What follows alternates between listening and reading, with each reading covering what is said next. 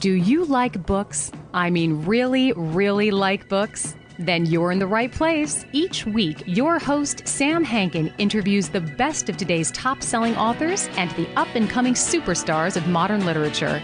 This is The Avid Reader. Here is your host, Sam Hankin. Hi, everyone. Welcome to another edition of The Avid Reader, brought to you by Wellington Square Bookshop. Our guest today is Todd Finkle, author of Warren Buffett, Investor and Entrepreneur. It's published by Columbia, and it was released earlier this year. Todd is a professor of entrepreneurship at Gonzaga. His last book was Lessons Learned from Leading Entrepreneurs, Case Studies in Business and Entrepreneurship. So Warren Buffett is perhaps the most well-known and successful investor of all time. He's the CEO and chair of Berkshire Hathaway. He's the Oracle of Omaha, but he is just as well known for his philosophy, his annual meetings, the letters, all of which are kind of behind those successes. So what Todd does is he takes us back to Warren's childhood, from selling gum door to door, collecting Coca-Cola bottle caps before turning them into billions of dollars. Later, meeting the head of Geico and investing in it way before it was Geico. The simple and pleasant manner in which the precursor of Berkshire was formed, around a dinner table at the Omaha Club. And then its development into a global behemoth. And he shows us its methodology, its management strategy, and as I said, perhaps even more importantly, a personal philosophy on building a rewarding life in terms of entrepreneurship. And Todd does not neglect, nor has Warren ever neglected, his longtime business partner, Charlie Munger, and his contributions to Berkshire's success. And lastly, as Warren does all the time, he underscores the mistakes. And that's the most important thing to success, whether you're talking about Warren Buffett or Elon Musk. By using failure and the tools that failures provide, you can learn more quickly how to achieve even greater success. And both have done so. So welcome, Todd, and thanks so much for joining us today. Thanks for having me, Sam. I appreciate the invitation and look forward to our talk.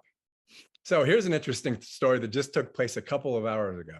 So my contractor, Ethan, who's my buddy, we always talk about these interviews, and he was up there with his Milwaukee drill. And then the elevator guy came, and Ethan had me hold the drill for a minute. It's this big Milwaukee drill, really heavy, got a lot of power, a lot of kick to it. And said to the elevator guy, "This is a really good drill." And he goes, "Yeah, it's a damn good drill." And I said, Ethan was asking me about the interview. So I said, it's like the scuttlebutt thing. You kind of look around, someone likes this, someone likes this. So Milwaukee would be a great stock to invest in. And I said, "I don't think it's public though." And he goes, "Yeah, it is." I said, "No, it's not." So then I look it up. It's TTI. Who owns it? Warren Buffett. I knew that was coming. I had no earthly idea. Yeah, he owns a lot of things. Yes. He owns 62 companies, not counting his stock portfolio. Yeah, and the good thing about, one of the many good things about the book is the notes at the end, and also that listing of the companies as of 2022, which really gives you an idea of what's going on. And like with See's Candies, who would think someone would want to own See's Candies?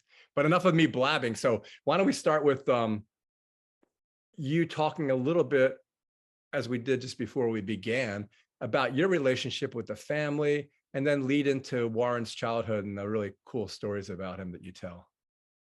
So, I grew up in Omaha, and I went to high school with Pete, and we used to eat lunch every day with a whole gang of us. There was about 10 or 12 of us, and these were really bright kids. They were a couple of years older than me. One of them actually went on to MIT, and he ran 2 public companies in Silicon Valley. And the guy was brilliant, absolutely brilliant. And these were the kind of people that Pete was hanging around with at Omaha Central High School. That was the name of the high school. It was a very good high school. It was one of the best high schools in the country for math. And Warren's even thanked Central for all the quality people that have come out of there. He wrote a note to me after I wrote a case study and I talked about Central and all these great people that have come out of there. But yeah, that was my initial, I guess, contact with the Buffett family was through Pete in 1976. So in 1976, nobody knew who Warren Buffett was. None of us at the lunch table knew who Warren Buffett was. And Pete wore ripped jeans and a baseball cap. And certainly we never thought, that his dad was Warren Buffett, because he really wasn't Warren Buffett back then yet. And so Pete was a great guy, very down to earth. He was into photography and art. He was the yearbook editor for photography. He was into that, and he ended up going on to Stanford to school, and he dropped out after his first year because he inherited $90,000 from his grandfather's estate, his farm. And his father said, Warren said to him, each of his kids, there's Susie and there's Howie and Pete, they each got 90,000. And Warren said, do whatever you want to do. You can do whatever you want to do with the 90,000. 90,000 back in 1977 was a lot of money. Yep. So Pete dropped out. He dropped out of school, and he wanted to pursue music. That was his passion. And one of the interesting things that I learned in writing the book was that all three of Warren's kids don't have a college degree. They all went to school, but they all dropped out of school. And Warren, you probably learned this from reading the book. He does not think very highly of higher education. Nope. He thinks the best way to learn is through doing. And he really emphasized that. I took 3 groups of students to go visit him, and we went out to lunch with him and spent a day with him. And he really emphasized that to us, the students and me, that he thinks that the most successful business people that he's met are people that have the most business experience, that think way outside of the box. Not necessarily these people with these hotshot degrees. He didn't put it that way. He mentioned a name of the degrees, but I'll be kind and not say the name. Yeah. You talk about that statistic. It's, they did all these metrics, and it turns out the person who started the earliest and who has the most experience is generally the one that's the most successful. Yeah, and there's an example in the book, a great example in the book about that. It's Mrs. B from Nebraska Furniture Mart, who came to the United States, and she didn't know English, and she couldn't write English or anything. She had to learn it from her kids. Her kids would go off to school, and then her kids would teach her how to read and how to write. And she came over from Belarus when she was 23. She was managing 6 people by the time she was 16 at a store over at her parents' store in Belarus. And she came over by herself, and she told the guard at the border that she would bring him a bottle of brandy when she returned, so he could let her go by to take the Trans-Siberian Railroad off towards the United States. And she ended up in the United States. And she was just very entrepreneurial and, an immigrant. It's not uncommon to see these immigrants become very successful entrepreneurs. And her husband in the United States had a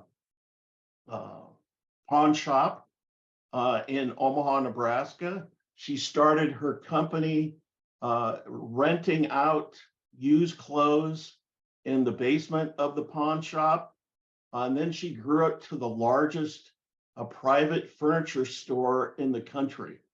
And this was in little old Omaha. And now that store is called Nebraska Furniture Mart, and it's huge. It's absolutely wonderful. Buffett saw the value in it, and he bought it on a handshake and 2 pieces of paper for $55 million. And her name, they called her Mrs. B, Mrs. Blumpkin. That's But I love that story. And that's just a typical example of what Buffett's talking about related to experience versus education. Now, I don't say that to my entrepreneurship students, but I say you need both. no, and that's what I was asking you before. Like, my dad would probably be a dinosaur now, and I'm surprised Warren's not, because my dad would go to the Perkins Pancakes house with a guy he was going to do a deal with for a couple $1,000,000. They'd sit down and have breakfast, pancakes and sausage and a cup of coffee. Then they'd shake hands and then they'd leave, and the deal was done. And then they make money and they'd split it.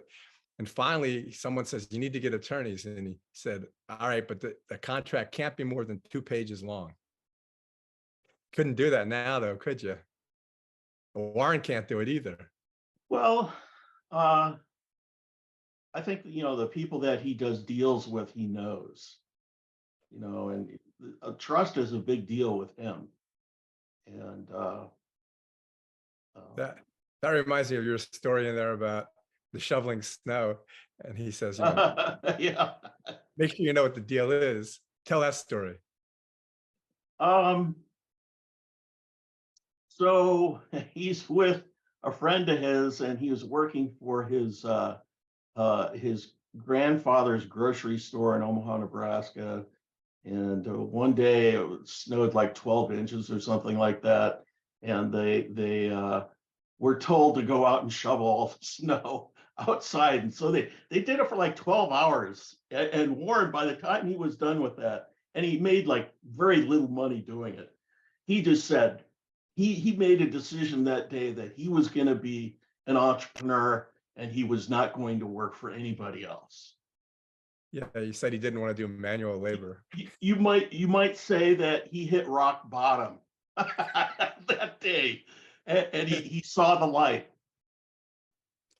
Well, as long as we're telling stories about when he was a kid, and then later on with Geico, but tell the story, because my brothers and I did the same kind of stuff about the tray from his grandmother and the different kinds of gum, which I know all those gums.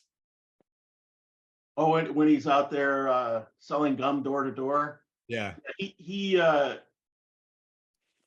people wanted, when he was selling gum door to door, they would want one piece, and he wouldn't sell one piece. He would only sell the entire pack. So here's this 5-year-old kid telling all these people, 50 years old, "Oh, I can't do that." It's got to be the whole pack. Yeah, it was his principles. Yeah, his principles. He did so many entrepreneurial things, and he's a great example. And the reason why he has that philosophy of, business experience is the most important thing, is he started to do it when he was like 4 years old.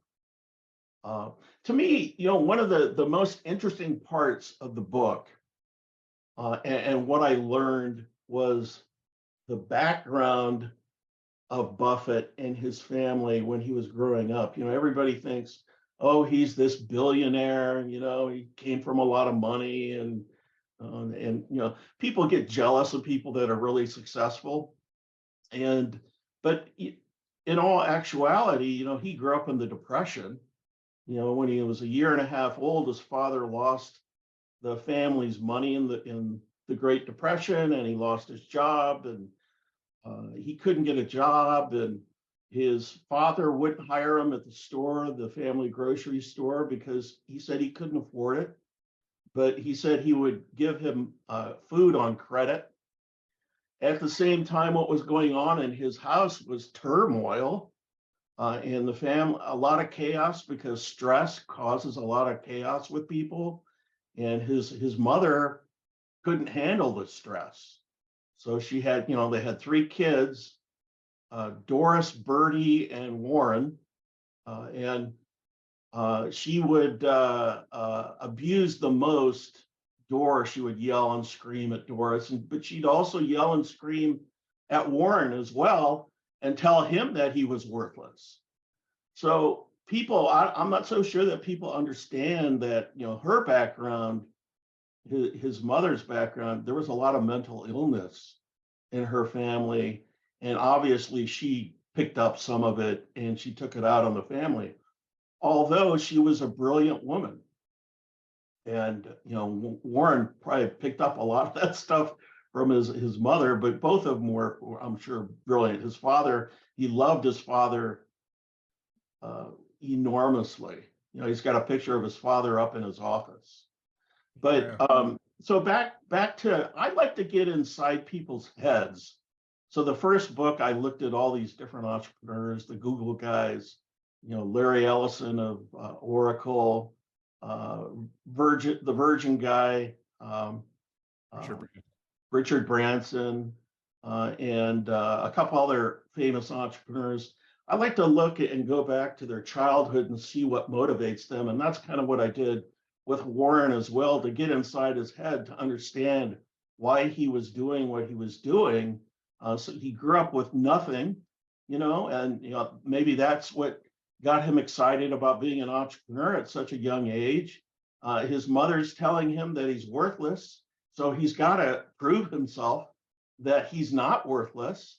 And also maybe he has what's called the poverty effect. And I don't know if I talk very much about that in the book, but when you grow up with nothing, that has a significant impact on your self-worth. Yeah. My mother was born in 1922. She had plenty of money, but when she went to the grocery store, she would stop and think about, when she went to the mustard aisle, well, do I have a bottle of mustard at home? Should I get another one? Maybe I'll go home and check. I said, Mom, if you go home and check, you're spending more on the gas. Just get the extra bottle of mustard. But it had that depression mentality, And you know what? You bring that up really well. One of a pivotal, I don't know why it's pivotal, but when he went with his grandfather to New York, and that the tobacco guy brought the tray with the leaves of tobacco, and he picked which leaves he wanted in the cigar. It was the only time I've ever considered Warren Buffett to want something material. I mean, he's living in that house, but it was the only time I got just an intimation that here's something that he wanted. Yeah, and that really had a big impact on him, because he was thinking, hey, if these guys are getting this, I want a piece of that. Well, yeah. And then, the other thing about the book that I assumed he had mentors, but I didn't know who they were. And you talk about, I guess the first one is Davidson and Geico. Talk about that, because, he ends up owning Geico basically, but talk about that 5-hour conversation. Now that's a great story in itself. He's done all these entrepreneurial things throughout his life. I think he had $76,000 by the time he graduated high school, more than a lot of adults make. And he went away and applied to Harvard. No, it was he went to Penn. He didn't want to go to college. Right. And he went there for a couple of years. He was going to drop out from Penn. And then he graduated from Nebraska. He had 50 people working for him when he was at school at the University of Nebraska, delivering papers. 50 people when he was 19 years old.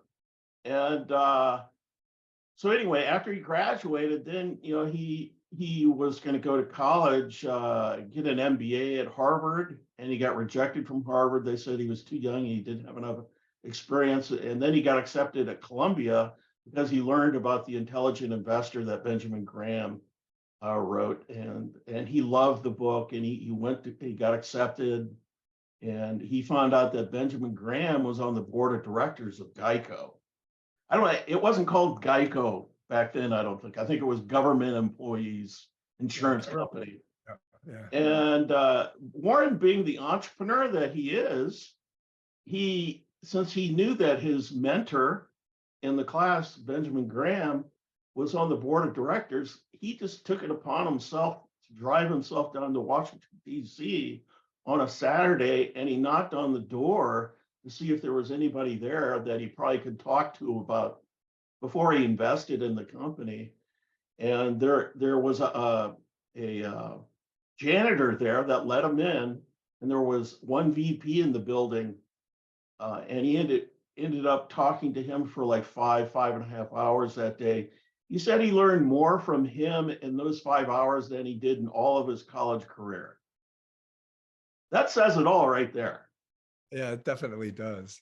Oh, yeah. So he molded himself. The book is very clear that how he molded himself.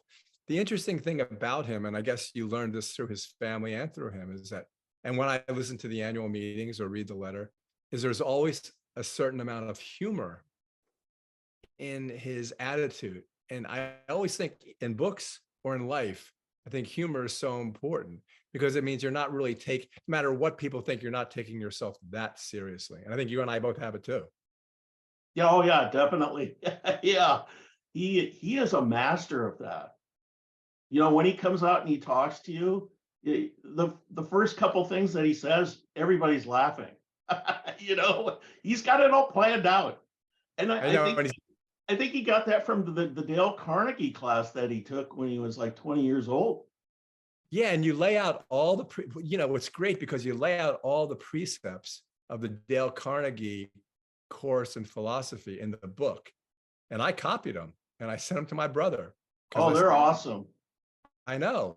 And then you think about society today, the fact that there's no civil discourse, and you realize if anyone would just sit down and follow half of those things, how much better off we'd all be.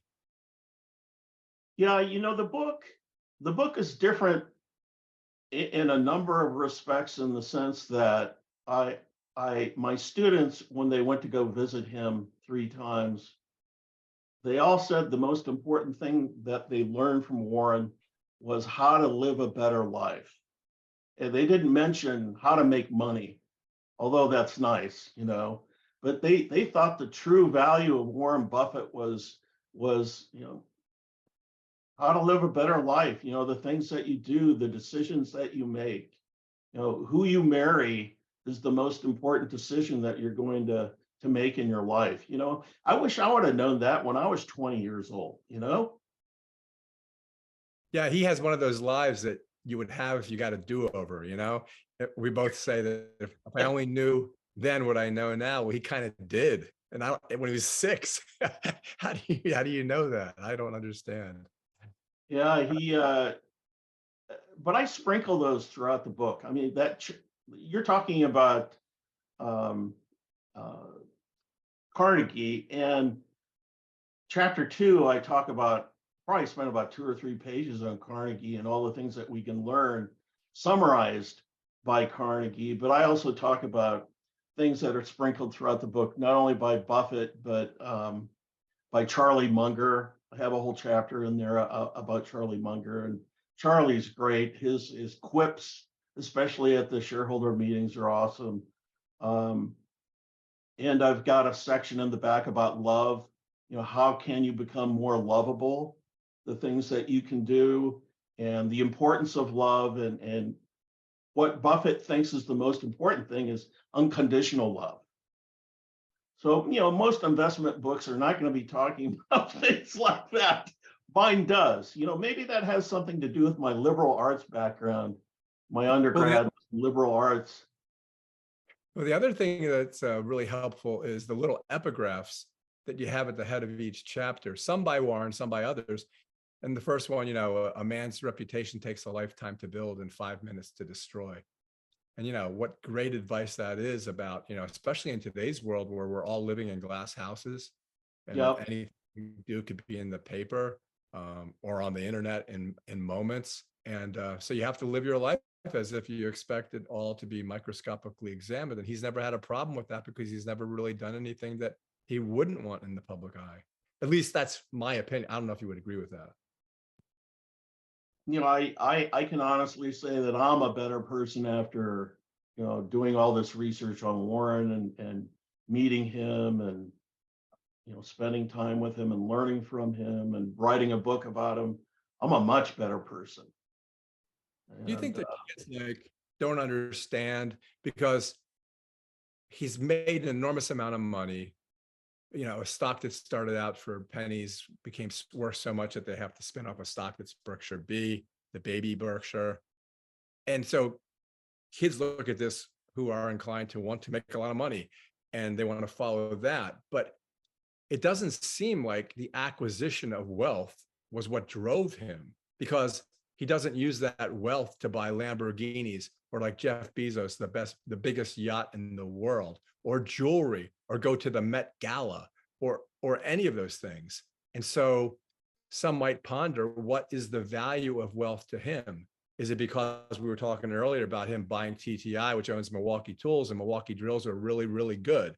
Is he looking for, I don't know how to phrase it. What's he looking for? Is he looking to create value, to make us better because we have better products?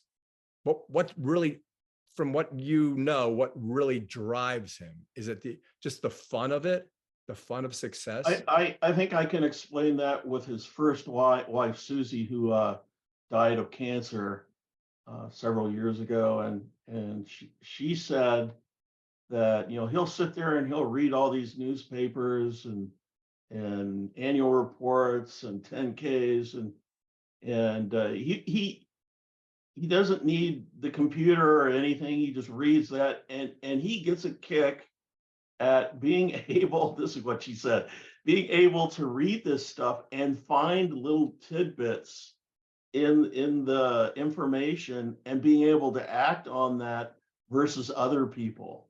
So his kick is to be able to make money where others can't see that. And I'll give you a great example of that.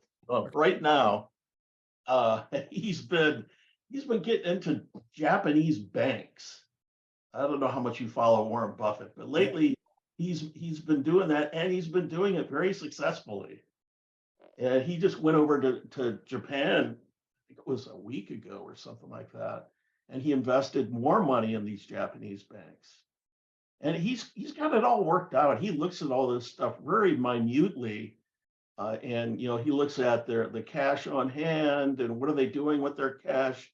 Is it going to be in dividends? Is it going to be in stock buybacks? And very entrepreneurial. If you think that he's very entrepreneurial, but he's also a great investor. So I think those are both go hand in hand like that. Being entrepreneurial, you're looking for opportunity. And the other aspect of it, job of that. My son is always looking at metrics, and he has all these algorithms, and his Excel spreadsheet propagates downward. And Warren's going, I don't get into that stuff. And my father, who I keep bringing up, always says, all you need to run a business is a legal pad and a number 2 pencil. What'd your father do? He started a building and development company in 1958, which my brothers and I now run. And he always said, build in the way of he always said, build in the way of progress, which is kind of Warren's philosophy too. But yeah, it's funny because I was looking at City Service was one of the first, was early on, right? City Service, which turned into Citgo. But I'm old enough. That was his first purchase of stock. And I think he did that, if I'm not mistaken, at 11, I think, or 13, one of those two. And he bought it, and then it went down, and then it came back up, and it went back up a little bit more than what he bought it at, and he sold it because he made a little bit of a profit. And then it went way up. It went to like $200, and I think he sold it for like 40. And that's when he learned his first lesson of holding on for the long term. He learned it at 11. Yeah, it's funny because you think of Coca-Cola, you think of American Express, which we can talk about, and how that happened, because he took advantage of opportunities that other people didn't think were there. But yeah, he's held on to these things for so long. And that's why I was thinking about C's Candies, because I was thinking of the annual meetings. It is amazing that they're both still alive, because they sit there just eating chocolate and drinking Coke, which is not the best story. Yeah, everybody loves that too. Yeah. Everybody at the meeting, there's 35, 40,000 people that come from all over the world for the annual shareholder meeting. A big Chinese contingent goes there too. Do you go there? Do you ever go there? I'm going there this year. I'm presenting at 3 different places. There are 2 conferences, and I'm presenting afterwards at another meeting. Oh, that's I got great. a lot going on, and I have a book signing at the airport the day after the meeting, and they're projecting that's going to be the busiest day in the history of the Omaha airport. That was good planning on your part. I was lucky enough to know the guy at the bookstore, and he invited me to do that. So it helps to know the right people, right, Sam? Yeah, definitely. Yeah, and that's the thing about knowing the right people. Life is funny because when I first started practicing law, I couldn't find a job. And so what I did was I went to these office buildings, and I just went into every office that said law firm on it. And I figured eventually they'd be firing someone just as I walked in, and then they would need to hire someone. They wouldn't care that much if I was good. They just knew they needed someone. But you got to pound the pavement. That's right. You're absolutely correct. Yeah, another one of I don't know if our kids can do that today. Well, that's what I was going to get to. No one pounds the pavement. My father used to say, if opportunity knocks at your door and you're in bed and don't answer the door, then you say you're an unlucky person. You got to answer. That's a good saying. I like that. Yeah, you got to answer the door. Yeah. So, okay. City service. Oh, that's right. The American Express story. Why he got. That's a great story. Yeah. Go ahead. Tell it. I'm not going to. I keep So, blabbing away.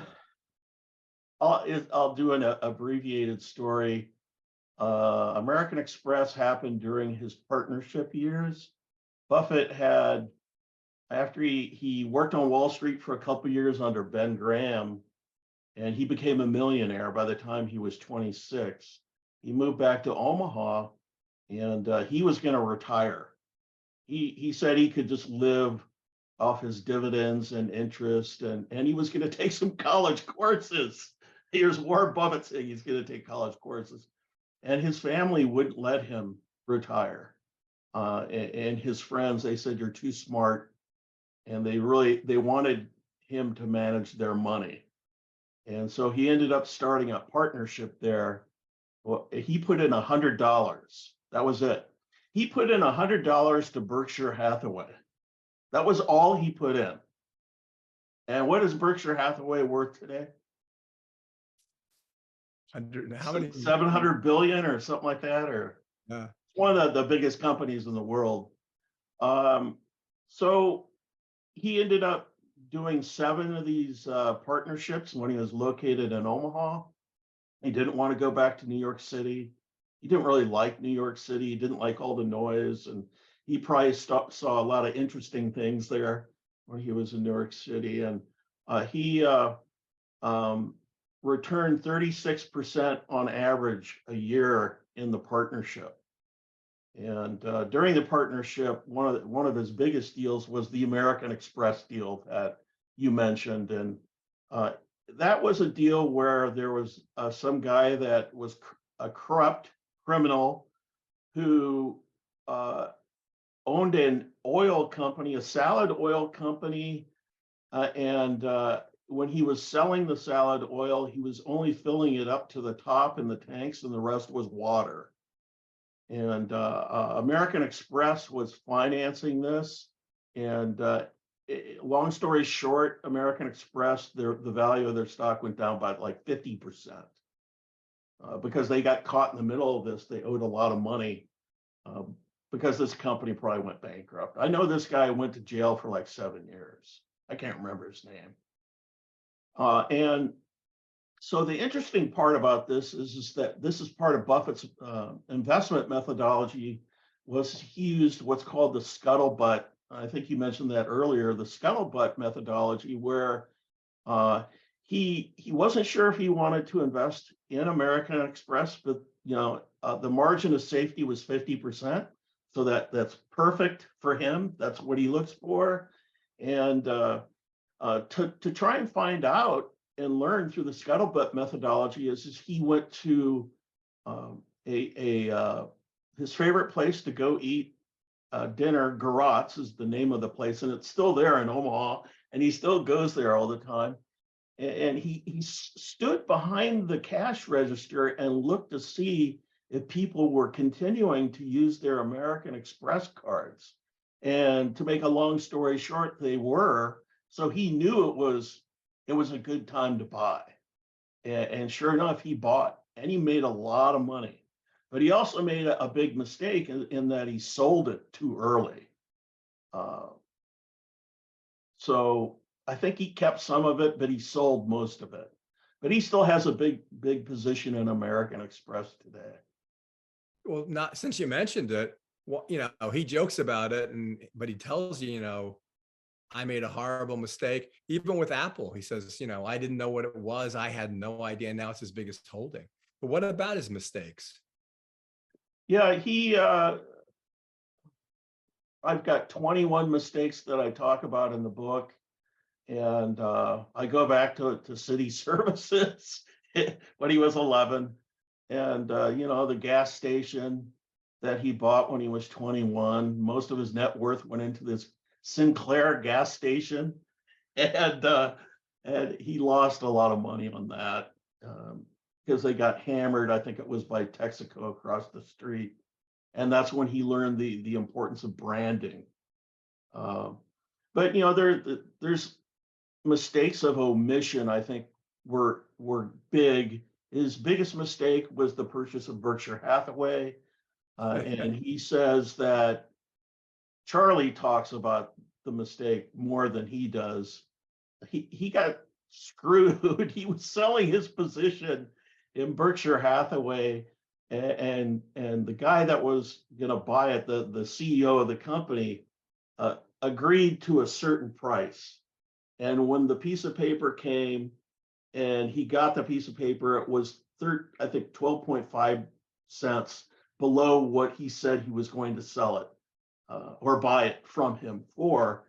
And it really pissed off Warren, that he lied to him. And it was 5 days after his dad just died. So he decided he was going to buy the company and show this guy that, you can't do this to other people. He was trying to prove a lesson. And it was probably the biggest mistake he ever made, because that opportunity cost that he screwed up on, because Berkshire went under in 85. He had problems with Berkshire forever. It's a loser industry, the textile industry. And they say it was anywhere from like 300 billion to 500 billion opportunity cost that he lost on that purchase. Another big mistake that he made was Dexter Shoes. And that was, I think, he bought that for like 433 million. And that was in the United States. And of course, they got hammered by international competition. And so the opportunity cost that he lost there, I think, was somewhere around 10 billion or something like that. To me, the biggest mistakes, not necessarily materially, but were mistakes of omission. He had an opportunity to get in on the IPO of Google, and they passed on that. He could have gotten into Microsoft, and he passed on Microsoft. And I've heard various stories on why he did not buy Microsoft, but that was a huge mistake. And Amazon, he didn't get into Amazon until 2019. And I'm not so sure that he even was the guy that did that. I think it was Todd Coombs or Ted Weschler, the new CIOs that he hired in 2010 and 2012. Yeah, I was like Warren. I bought Amazon in 1998 and sold it in 2001. So that was like the city service deal. I made a good 50%, but I would have had, for what I invested, I would have hundreds of millions of dollars now. But that's the other thing. You can't, and he doesn't kick himself in the butt for these things. like I said at the beginning, he uses them as lessons. And I have a hard time doing that. I have a hard time not regretting those decisions, or like you say, omissions. Yeah, you tell in the book, you say he didn't want it to seem like because he was friends with Bill Gates that people might think he had inside information. That was one of the stories. Yeah, and I've heard another story too, but I don't, who knows? Yeah. Yeah. Well, that's the thing, is that's the other thing about, you know, do you find, have you heard any stories, the people when they have the auction and they get to go to lunch with him for $100,000 or $200,000? Do you know any of those people who have come away and go, wow, that's a life-changing experience for me? Oh yeah, I think both of his CIOs did that. Ted and Todd, they both went out to lunch with him. They both won the auction. Really? As a matter of fact, I think Ted did it twice. Really? And that auction's like over 3 million. Holy mackerel. I had no idea. Yeah. 3 million. And I went out to lunch with him 3 times, so I should have 10 million in the bank.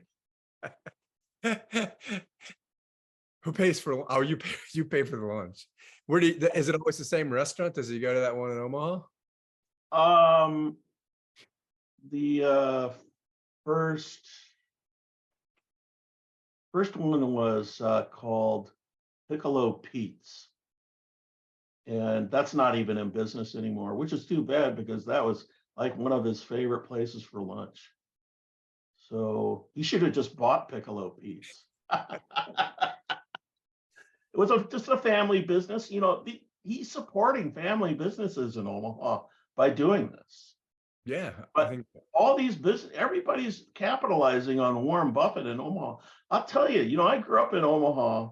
I was born in 1960, and that town has been completely transformed because of the Berkshire Hathaway magic. Because of all the money that people have made off of Berkshire Hathaway, and they've given it back to Omaha. that reminds me of great things. That reminds me of talking about going to lunch. The way in which the 7 people, he just took them out to the Omaha Club, and what did he do? He just gave them a paragraph and said, "This is what I'm going to do, and I'm not going to cheat you. This is the way it's going to be." And like I was saying earlier, I don't know if you couldn't do that today, but talk about, tell that real quickly about how that came together. The one guy that drove 1,500 miles, all that stuff. The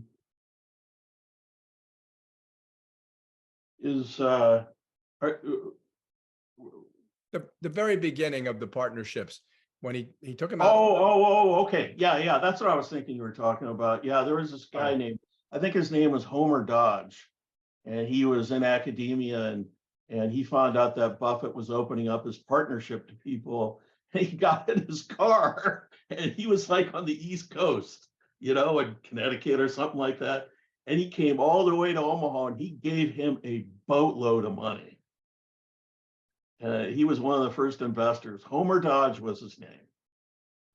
His investment is probably worth close to $1 billion today. Yeah, you said he gave like $127,000 sight unseen and just turned it over. And I think it was just because a friend told him this is the guy. Exactly. Yeah, you're right on. You're spot on that. Yeah, there's some good stories you tell. You talk about this concept of, and I've heard other people talk about this concept of being a serial, and you did it in your first book too, I think. This idea of being a serial entrepreneur. And what that means to me is that you know what you're doing because you're jumping around to other things, but you're always equally successful in those additional things. And I've tried to do that to a certain extent, but it's not easy. But he makes it. I think what makes Warren and Charlie special is their ability. They have an innovative way to manage. So they have this decentralization structure, and they buy companies where they can trust the managers. That's one of the things that they look at when they buy a company is the management. Can we trust these guys? Are they honest? And what he usually does is he'll buy 80% of the company, and he'll give 20%. He'll leave that with the management team when he buys it. So that gives them an incentive to continue to work hard. That's kind of entrepreneurial in itself. But his corporate headquarters in Omaha, he lives like 5 minutes away from his corporate headquarters. And they only have like 25, 26 people that work there. Isn't that incredible? Yes, it's absolutely incredible. So when I try to get a hold of Warren, everybody in the world's got to be trying to get a hold of this guy. And he's got 25 or 26 people at his corporate headquarters. That's what's amazing to me. And so I'll get a response relatively quick back from his secretary when I sent a rough draft of the book to him to get approval before I could write it. And when I did that, you'll love this. I sent a big box of C's candy brittle with it. So I knew as soon as he opened up that box that he was going to have a huge smile on his face. And he was probably eating it that afternoon with his Coke. Yeah, it's funny. Once again, it's like the idea of again, my father goes, you need to stay lean. He had these I'm sorry I keep doing it, but he would say something like, answer every phone call, open every envelope. Just simple rules, which again, you couldn't do it today because you get arrested for opening somebody's mail. But he would open every envelope that came in. He would sign every check, and he would answer the phone. Someone called the company, he would answer the phone. And he told me, if you ever have a problem with the company, just call the president. There's no reason to call anybody else. Yeah, that's great.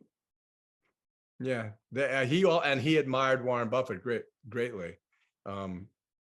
And he died 30 years ago, and he already admired him. He died in 94, and Warren was already successful then. But when I went out to lunch with him, I sat right across from him, and he was like your grandfather. He is so humble, and he's reserved like Pete, his son.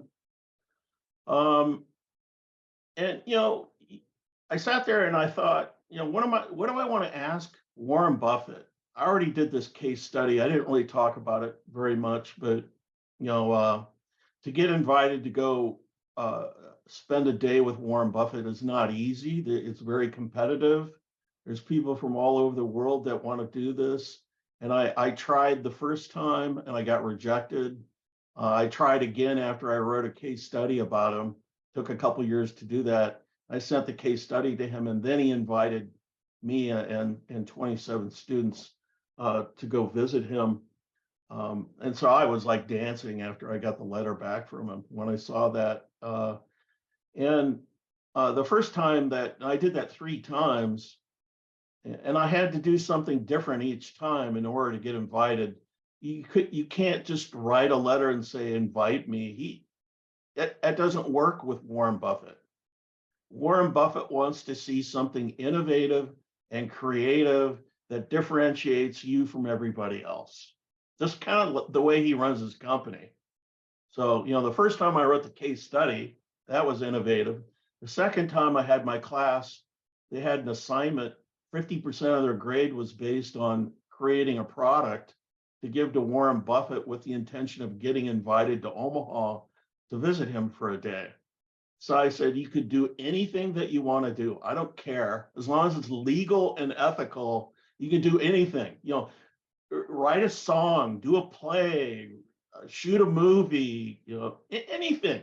And it was great.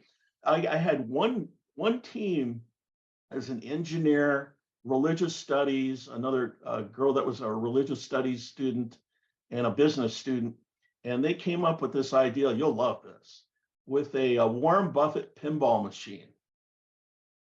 So I was so excited when I heard that, because I knew that was going to get us in to go visit Buffett again. That alone, nothing else in that class mattered, because I knew that was a winner. And so what we did, we tried to figure out a way where we could actually do this during the semester. Actually buy a used pinball machine, design it, put a picture of Buffett on the Warren Buffett pinball machine, and then how are we going to send it to Warren? And if this worked, we knew that he would put it in his office. he would be playing it in his office, and but the bad thing was that it was going to cost quite a bit of money, and it was going to take some time. So we just did a design for it, and we sent that with a couple other products. Another was like a video of Gonzaga and its values, and another was a board game called Zagopoly, because we're the Zags here. Right. And I sent that, and we got excited, accepted again the second time. And the last time that I went, I wrote 2 case studies on Warren Buffett, and that was all leading up to before I even started to work on the book. So I already had 5 articles written before I even started to think about writing a book on Warren Buffett. So that was about a 9-year period there. The past 5 years was full time on the book. So that you're talking about a 14-year period that it took I know. me to go ahead and finish this book. It's a lot of work. Incredible amount of work. Here's an off-the-wall question, since I assume he's still living in the same house. What does he do about security? Does he care? Does he watch himself? Does he have people that watch him when he goes out? That's a funny question. He originally didn't have anything, for a long time. It's Omaha. Yeah. But I mean, that's why he likes Omaha. Nobody's really going to bother him. Now he has kind of this some poles that go across his driveway so you can't get in. But I had a funny story that every time I took students to Omaha, and I took students there for the shareholder meeting too, 3 groups of students there, and we would go visit his house. And so one time these 3 ladies that were with me, they all got out of the car and they're all excited because it's Warren Buffett's house, and they go over to the side and they say, they started laughing. Warren's waving at them. He's in the kitchen window. And so they're all giddy, when they came back to the car. Wait, That's just a little off story there. That wasn't in the book. Well, when you go to his house, I assume it's just a regular house. There's nothing fancy there, right? He has a handball court in there. Oh yeah, in the basement, right? Yeah. Very few people know that. Well, so we can't end this without talking a little bit more about Charlie Munger, I think, because he's just as much a part of this as anybody else, although he gets some credit, but he doesn't, he's not the same guy. Yeah, you can't write a book without Charlie Munger, and that was my feeling when I wrote the book. As a matter of fact, I had so much written about Charlie Munger, I had like 2 chapters, and they told me to cut it down to 1. It was great learning about Charlie. He's an amazing man. I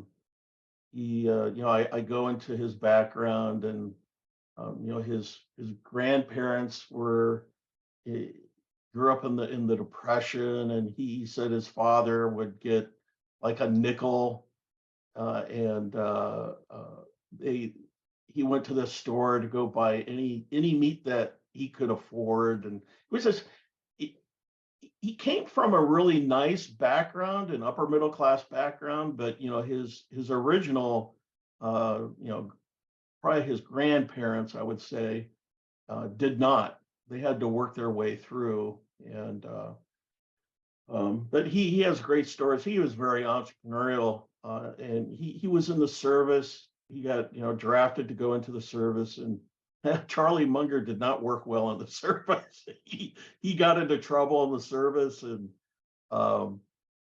he, of course, he went to Harvard Law School. He didn't even have an undergraduate degree, and he got into Harvard Law School, graduated from there, moved out to California. Him and Warren hooked up when Warren's dad died in Omaha, and that was their initial meeting. They just clicked. and they became friends ever since. And Charlie actually did something very similar to what Warren did with Warren's investment partnership. Charlie started an investment partnership, and his annual return over 13 years was 20% versus the S&P, which was 5%. So Charlie by himself was doing great before he even went as vice chair with Berkshire Hathaway. The thing that I love about Charlie is just that he's so smart. He knows so much about so many different subjects. The Poor Man's Almanac is a book that somebody wrote about him. I think he helped write the book. It's like this really thick book, and I have it here.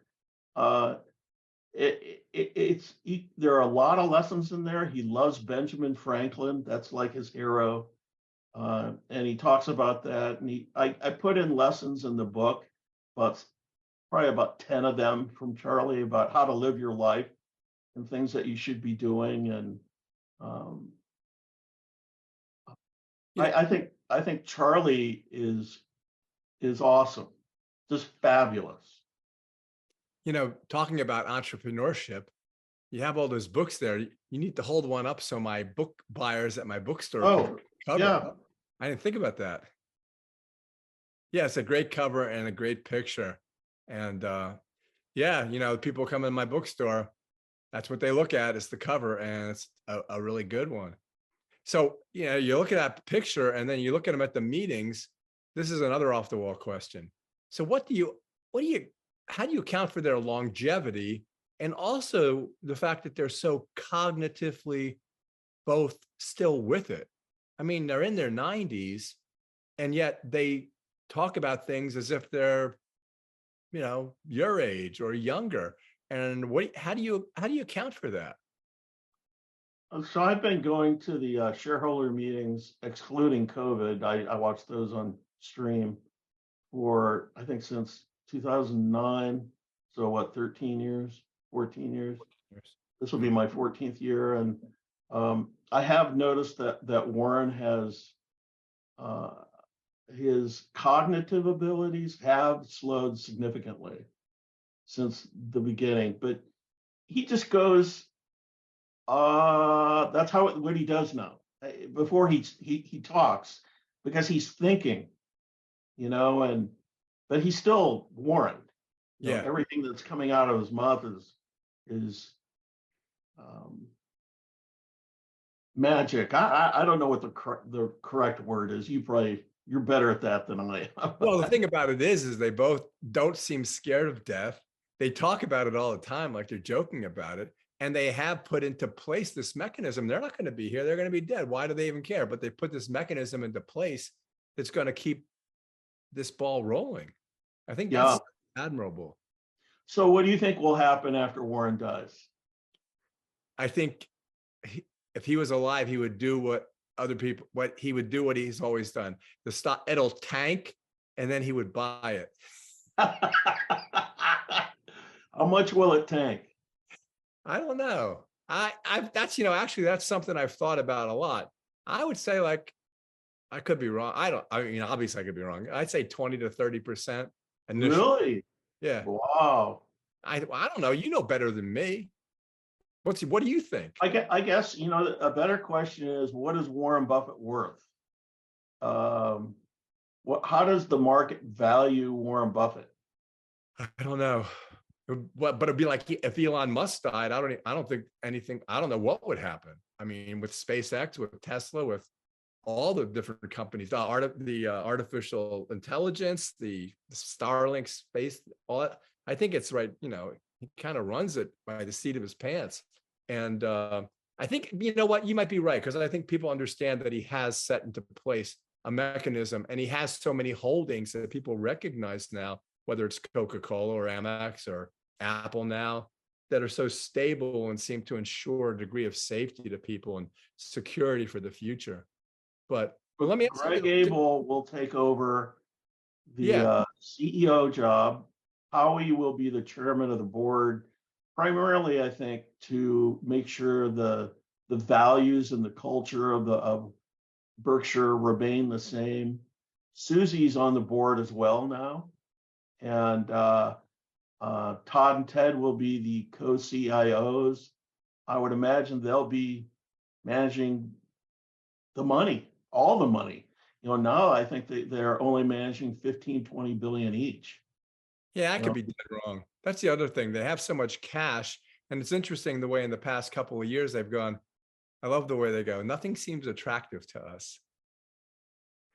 Yeah.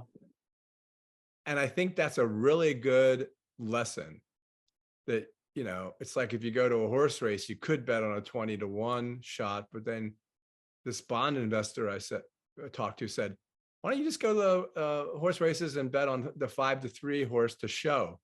It's not going to be fun or exciting, but you'll walk away making money every day, Yeah, Warren and Charlie always talk about swing at the right pitch. You don't need to be buying all the time just because you can buy.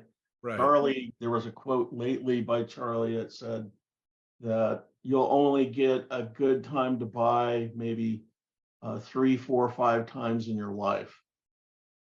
Meaning that, when the market goes down 50%, well, we had, what was it, 2001, 2007, 2008. That's 2 right there. Takes a lot of guts. And lately, what was it? Almost, it only went down 25%, I think, lately. Yeah, March 20 of 2020 was the bottom. That specific day. I like the way Charlie recently said, if I just had one stock to buy, I'd just buy Costco. Hey, that's not such a bad idea. No, and he says that's what he would hold and have. Well, so to conclude, what are you up to? You're going to write another one? Is it going to be about Omaha? Is it going to be about more entrepreneurs? Are you tired from doing all this for so long?